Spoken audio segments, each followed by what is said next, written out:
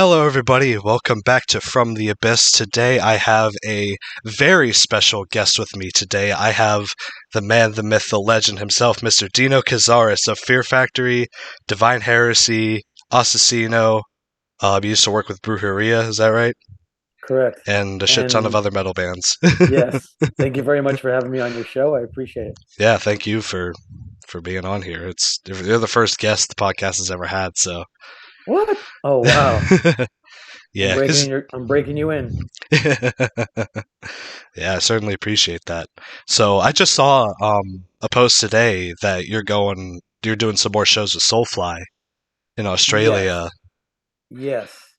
Um yeah, it was these Australian shows that I committed to because we're actually in the middle of pre-production right now for a new Fear Factory record. Ooh, Of course with a new vocalist and stuff like that. So but I already had committed to doing these Soulfly shows in Australia, and of course I love Australia. And my guitar company that I'm with, it's called Ormsby Guitars. They're also in yeah, Australia they're as well. also They're in Perth. Australian. Yeah. Yeah, they're Perth, Australia. So while I'm out there touring with Soulfly, I'll be flying over to Perth and doing a meet and greet and a guitar clinic at the Ormsby headquarters. Oh Um, wow, that's so sick. yeah, so they also do custom builds there, a lot of stuff at that headquarters where they're at, and so I'm going to be able to do all that. I'm going to be there for an extra week, so it's going to be fun. So if Oh you go to hell yeah. Ormsby Guitar, yeah, if you go to ormsbyguitars.com, you'll be if you're out there in Perth or in that part of the world, you'll be able to purchase a ticket there. But it's very limited seating, so Right. And what made you do do a partnership with Ormsby? Like what was so special about them that made you like, yeah, this is the brand I want to work with? well, for the past few years at the NAM convention, I don't know if anybody knows what the NAM convention is, but what it I've heard of it. is Yeah. a yeah, it's a music convention, instrument convention, Hmm. convention, all the above, music, instrument, mainly instruments, um, softwares, things like that, Right. plugins. Convention that happens every year in Anaheim, California. It's massive; hundreds of thousands of people go, and a lot of guitar companies are there, from small to the biggest companies.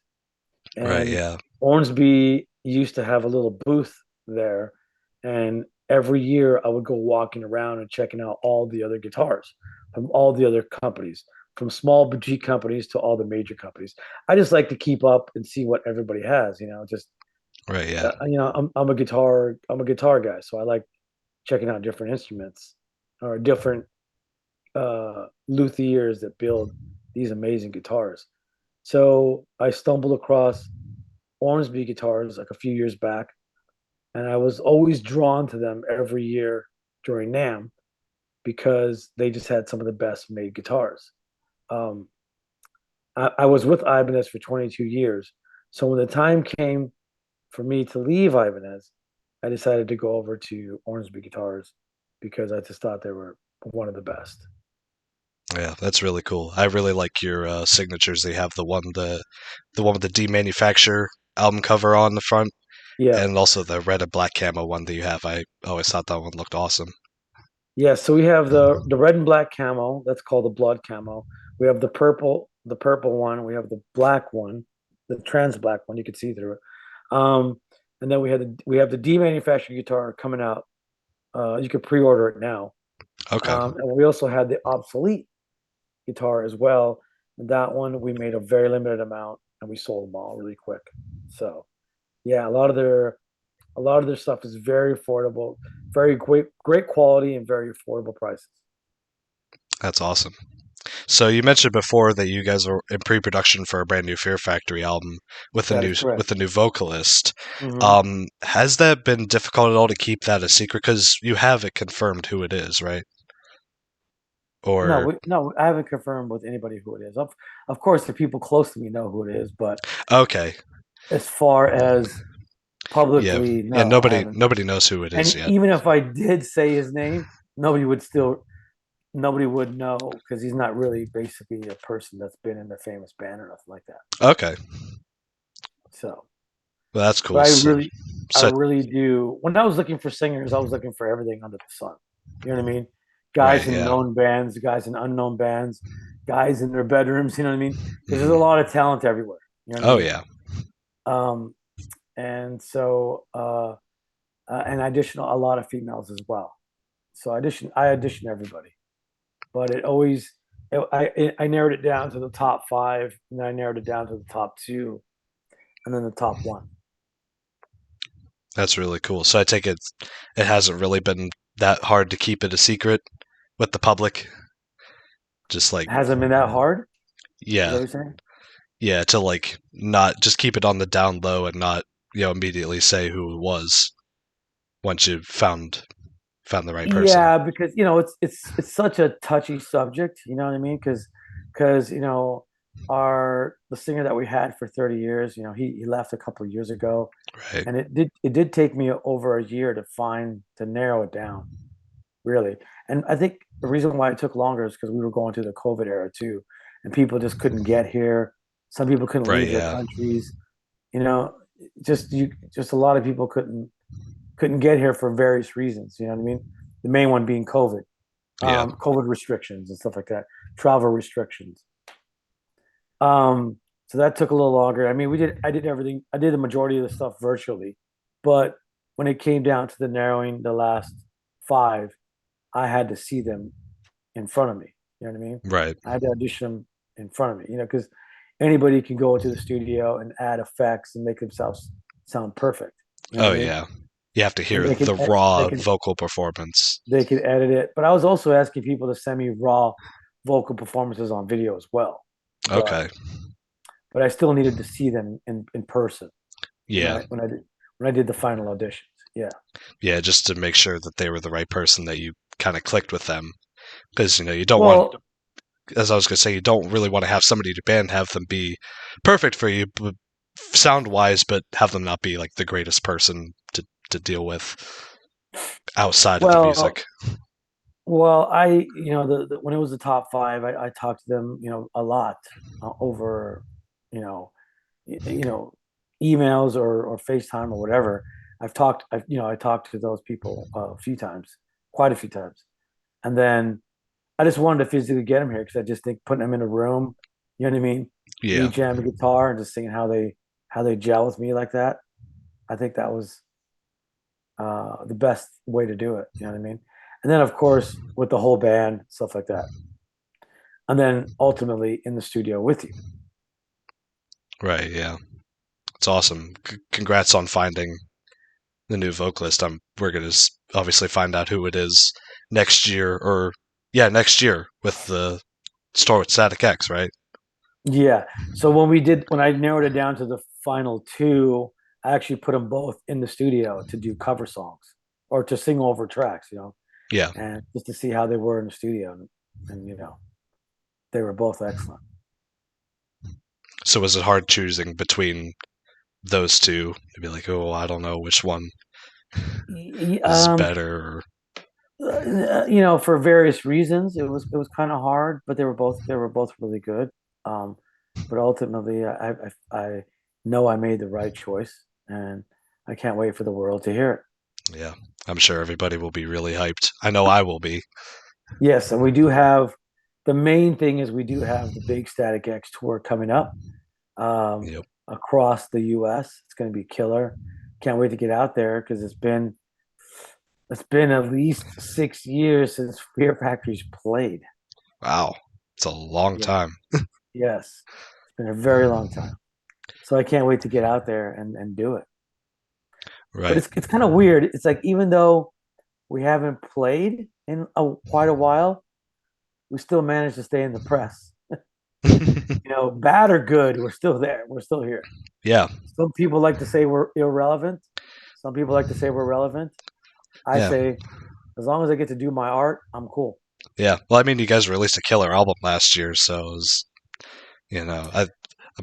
I'm sure a lot of fans would agree with me that Aggression Continuum was a pretty great album, given Yeah, and all the and even circumstances. just and even just doing that record correct, we had to jump over a lot of hurdles to make that happen.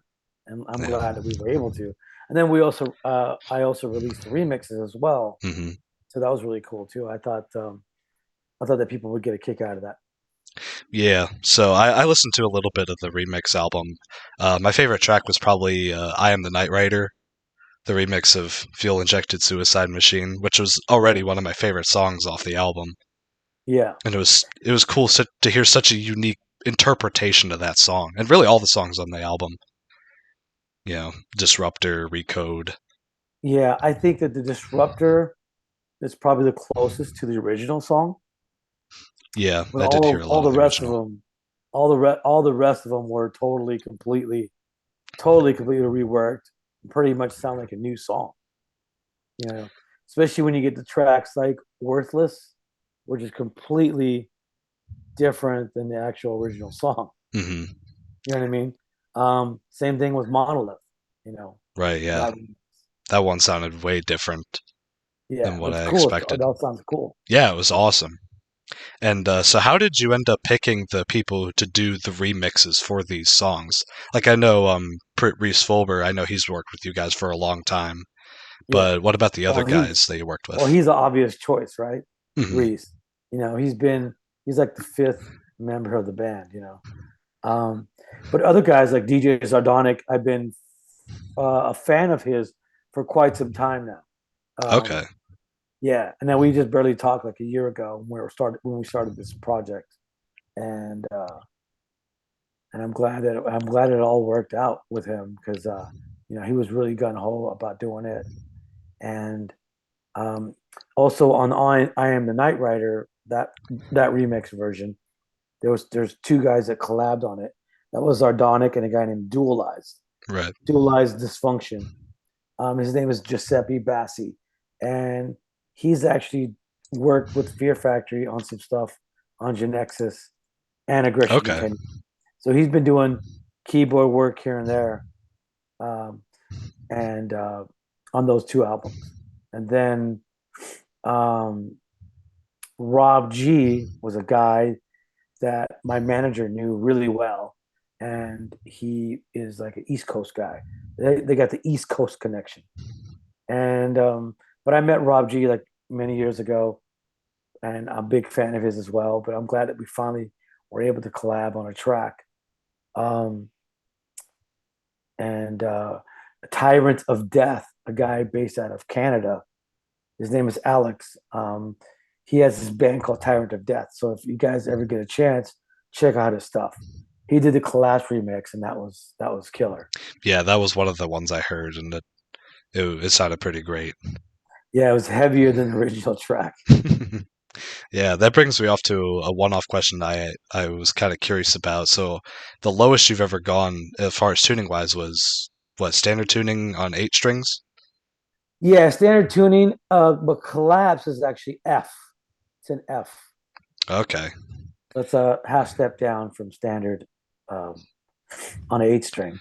right, yeah, Meshuggah tuning. But yeah, but on that track, the Collapse remix, he actually pitched it down to an E.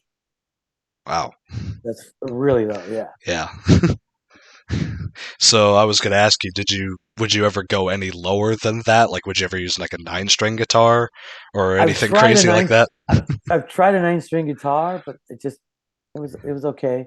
There's a lot of things you couldn't do on it, so Right, I yeah. didn't really I didn't really get into it that much. You know, F sharp or F is probably as low as I'll go.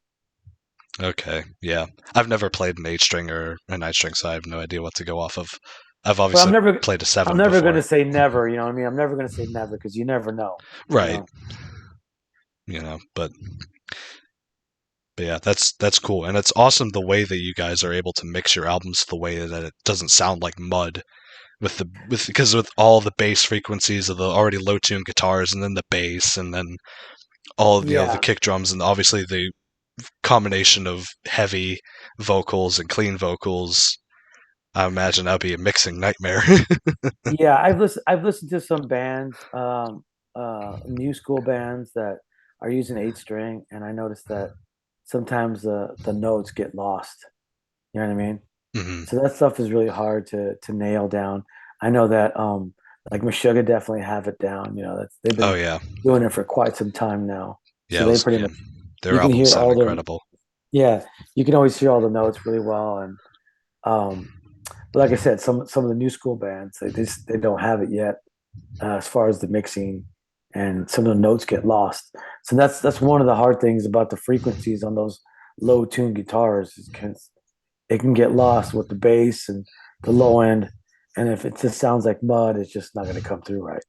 Yeah, I know because even messing around with my seven string, because I have a Digitech drop tune pedal here.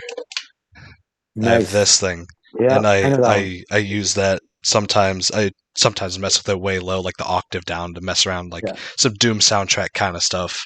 yeah. And yeah, That's what it gets pretty muddy with the tone. that pedal is exactly what Max and the guys use in Soulfly. They use that pedal to drop tune some stuff. Oh yeah. Um, to pitch it down. I have a Kemper, so if I need to pitch something down, I'll use the Kemper. Okay, sweet. Like for instance, like I for an I is a G. So if you have a guitar tuned to A standard, Right, you just you have to can, tune it down a whole step, you can and just then pitch it. You can pitch it down, yeah. and that's what we do live on that song. That's the only song that we do it in. Okay, yeah, that's really cool. It's really convenient because I don't really like to change tunings much, so it's like I can go and it's like if I'm playing in E standard or something like that, I can go all the way down to B. I can just tune my string down to drop and then just go to drop A or whatever, and it's Yeah, I still don't do the drop tuning. regular tuning.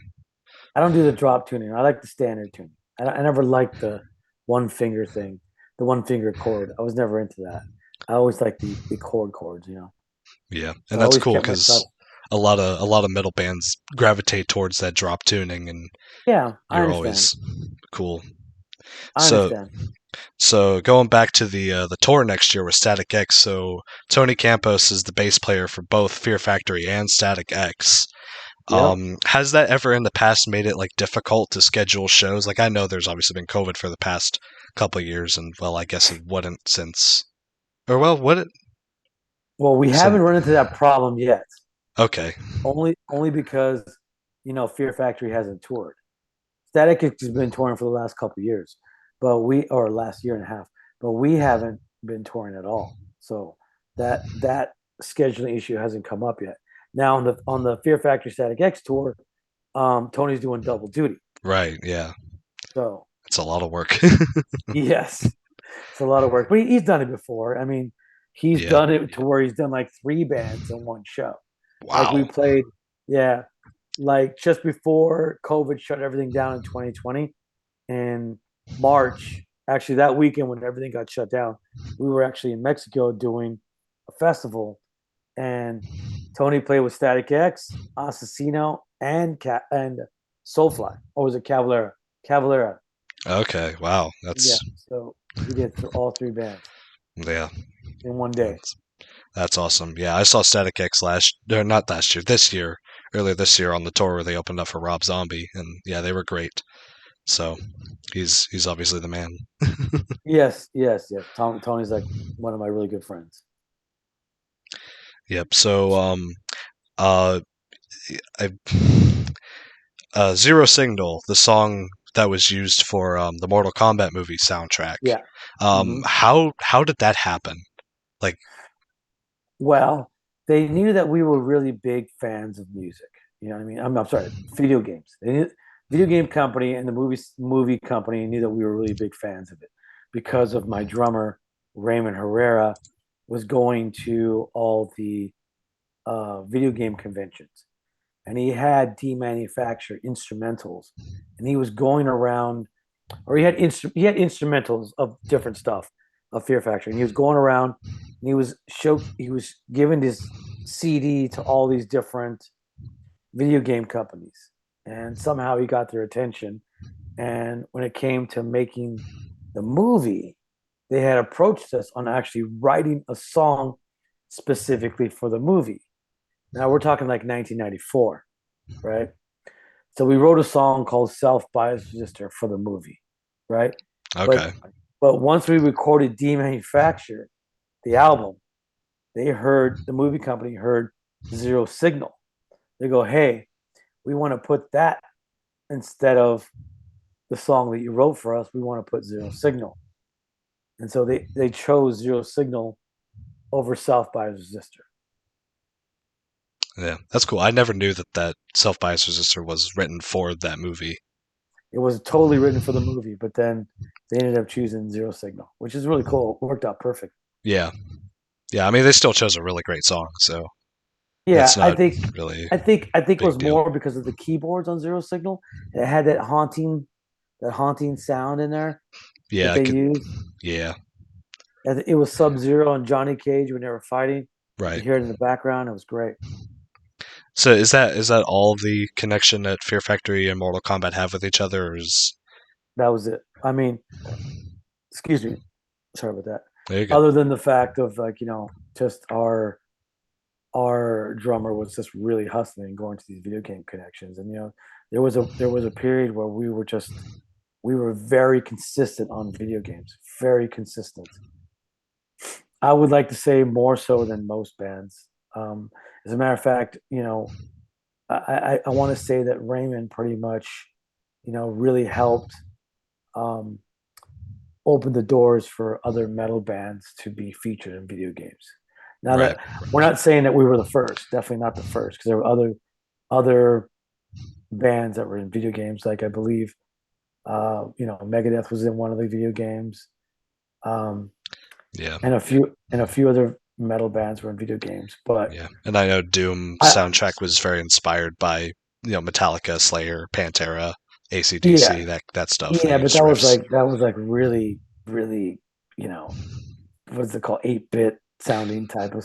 Yeah, it was But I very mean, like it was so cool. yeah, it was still MIDI-fied. Like you weren't like hearing the actual song playing, but it was like A a lot of people were computerized version saying of it. a lot of people were saying because I got into this subject before. A lot of people were saying, "Well, you're forgetting Nine Inch Nails was on the Quake soundtrack." I'm like, first of all, it wasn't Nine Inch Nails; it was Trent Reznor Yeah, it was just Trent scored Reznor. But if you scored search the up music. but if you search up Nine Inch Nails on Spotify, that album shows up in their discography. Well, of course, that was probably the best way they could sell it, right, Hmm. on Spotify. But it was just Trent Reznor who scored the music, um, and it wasn't metal at all. It was more dark Yeah. ambient type. So, and I don't really consider Nine Inch Nails metal. I consider them No. more alternative. Alternative. Yeah. Alternative industrial rock, Yeah, whatever. exactly, exactly. Um, but I would like to say that we really, because of our drummer really going out there and working it and getting the attention from all these video game companies. I mean, we were featured in so many games. I mean, we were the probably. I'm going to say right now, and this could probably be your headline because I know people like to argue about this shit all the time. But I would like to say that we were probably the most consistent metal band in video games. Um, and I believe that Raymond, opened the doors for other video game companies to take notice of other video metal artists. Right. Yeah, that's We, awesome.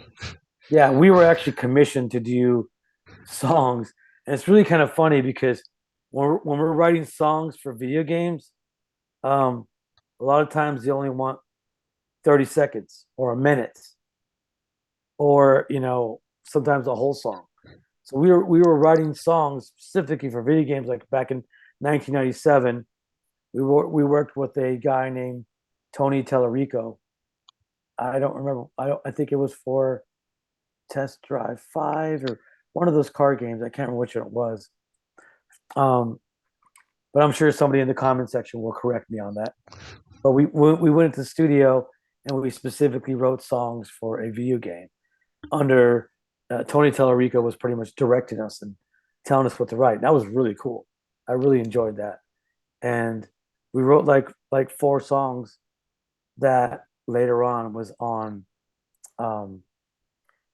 like the B sides. We released a record with a bunch of B sides, and all those little video games songs Okay. were on there.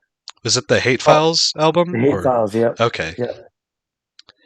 Yeah, that brings me up to a question I just thought of. So you guys have done a lot of remix tracks, like there's the Remanufacture album. There's this new one Recoded that just came out, and then some of the tracks on Hate Files. And from the little bit that I've observed, there weren't really any metal bands before Fear Factory that did like remixed tracks like the way that you guys did. So would you guys consider almost yourselves as like a pioneer of doing remixes as a metal band? I wouldn't say maybe no.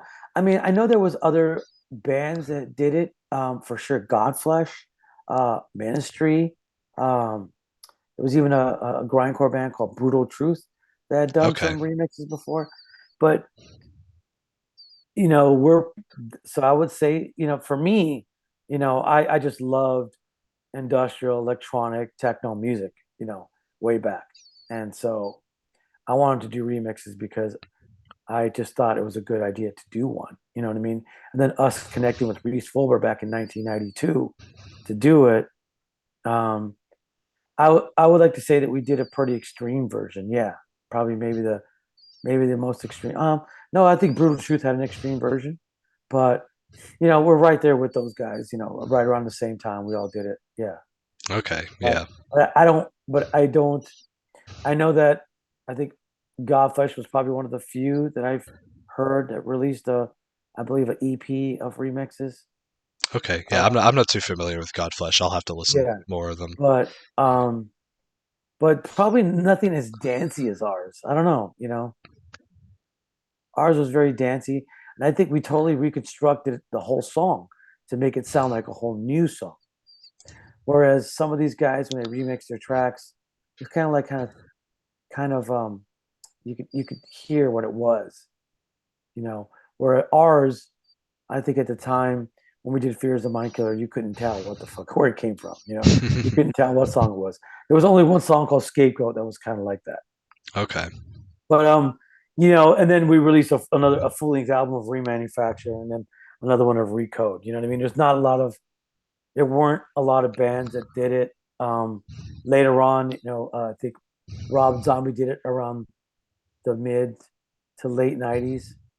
He did it Okay. for yeah, for one of his records. I think it might have been Hellbilly Deluxe, one of those records. He did a remix album. So yeah, so there has been stuff out there, but it hasn't been a lot of stuff. Right. Yeah, I noticed. And since you brought up Fear is the Mind Killer, I just remembered that this year was the 30th anniversary of Soul of the New Machine.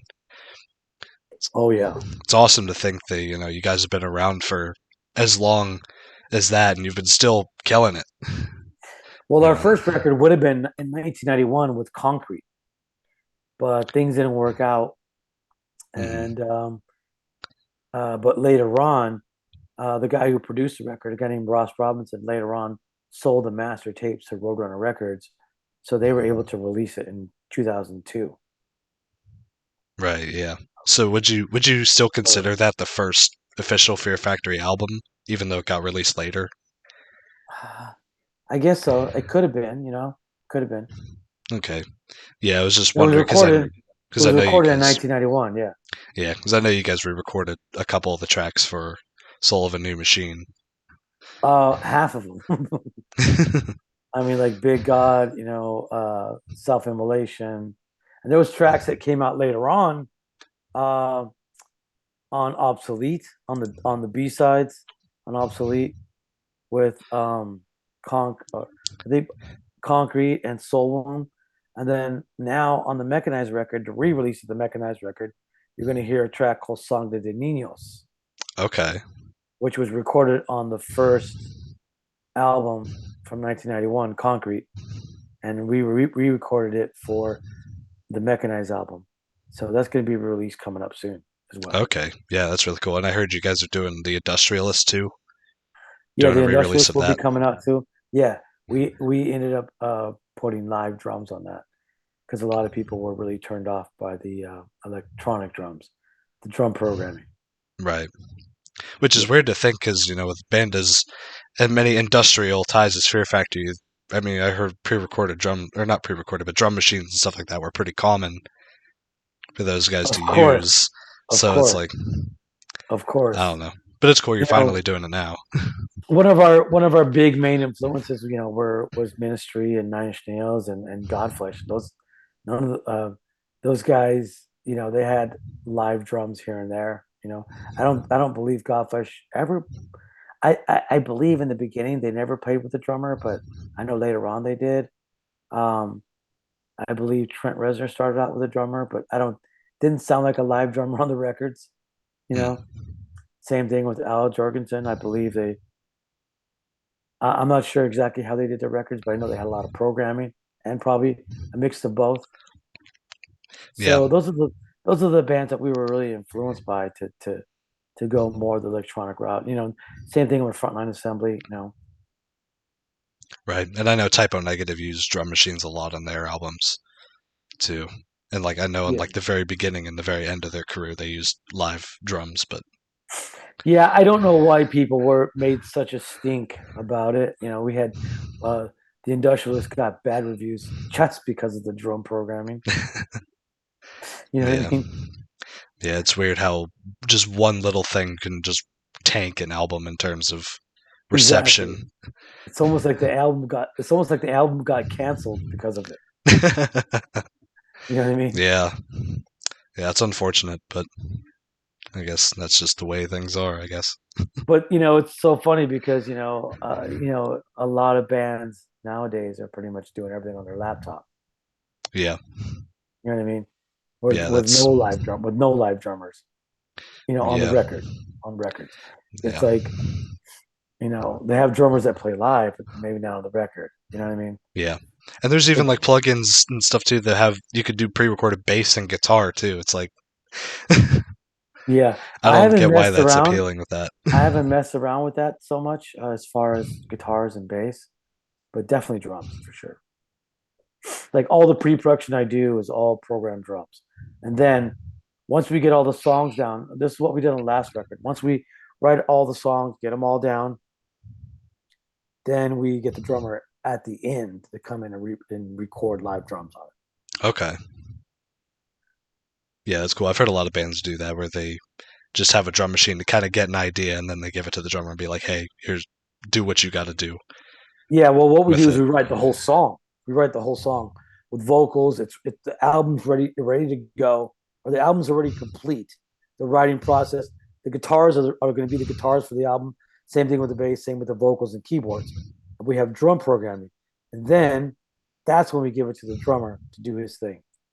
Because at that point, we've already constructed the songs. We're not going to change them anymore, other than the fact of what our drummer Mike Heller would put on it. You know what I mean? But Okay. but other than that, it's pretty much already done. All right, sick. So you mentioned before that Concrete was on Roadrunner Records and you guys were on Roadrunner for a big part of your career, at least early on. Yes. And you were a part of the Roadrunner United album, which I saw is getting a big re-release, or at least had one Well, it had earlier a, on a this year. vinyl a vinyl release. Yeah. And I Yeah, like they vinyl release. reposted it digitally or something like that. So how was that whole experience, working with all sorts of musicians from all different bands? Because I've never really seen a record label do anything like that before. Yeah. I can't think of any other record company that's done that. Uh, I mean, before that, but there might have been. Who knows?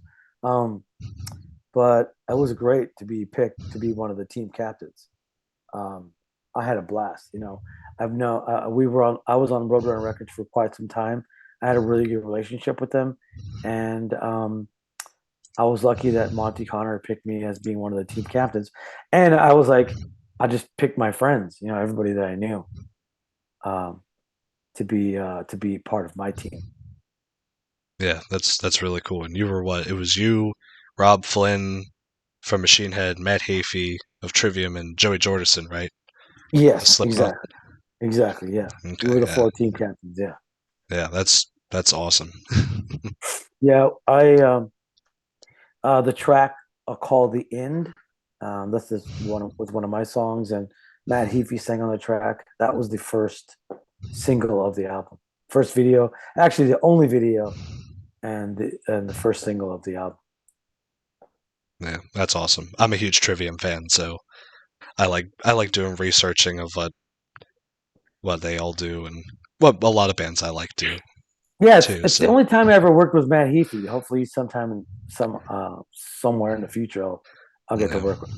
But Who knows? Maybe we can stir enough publicity to reach out to him and be like, "Hey, should work with Yeah, he's Dino again." well, he's a very talented guy, and of course, I would love to do something with him. Yeah, that would be awesome. Um, so we're reaching towards the end here. I kind of wanted to ask you, what are some of your favorite like modern heavy bands that you think are killing it right now? Oof, that's a hard question. Um, there's a band based out of Australia. They're called Voyager, Okay, or is it Voyages? It's a weird. I'll have I'll to look look it. into them. I'll look it up right now. You might have to edit this. Did Yeah, you hear me? yeah, I'll leave it in. I don't ever Voyager, edit in this shit. Voyager. Okay. They're called Voyager. They're really cool. It's all melodic singing, but it's really cool. They got an '80s vibe, Ooh, '80s new okay. wave vibe, Oh, right? damn. But with Okay. heavy guitars. Okay, Yeah, that sounds really cool. modern I'll have to check that modern out. guitars. Modern guitars. Yeah. Yeah, that's really cool. I'm a big fan of bands like Spirit Box. Chemist is another one of my favorites. They're more of a doom metal band, but those are the two that I really like a lot. And Yeah, I like Spirit. I like Spirit Box a lot. Yeah, I listened to a lot of their stuff. I met them a few times. okay, yeah, that's really cool. So I only have the free version of Zoom, so we only got about 2 minutes left. So I see it. I see so that. well, before we get kicked off, I just want to say, Dino, thank you so much for taking the time to talk to me. Hell yeah! This Thank is you. actually the very first interview I've ever done. So Wow.